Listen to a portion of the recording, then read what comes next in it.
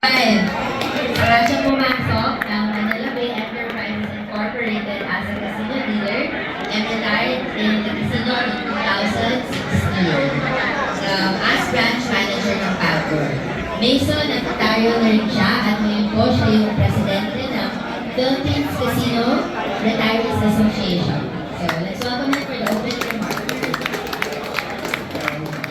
Magandang gabi sa inyo lahat. Sa mga kasamahan ko sa casino na nandito ngayon, ang laki ng attendance natin sa estado ng bayan ngayon. Hindi ko na masyado mahaba ng switch ko kasi mula 1975 nasa Kasinado. So alam ko lahat, ang ID number nyo, ang fax nyo, kaya kung may isahin ko pa, 200 days na yung lahat hindi na makapagsalita yung chairman natin sa Kano Batalya. Again, magandang gabi sa inyo lahat. Maraming salamat po sa pagpunta at marami pa po tayong magagawin at gaganapin pagtitipon. Kagaya ng una sabi nila, we will continue on in living.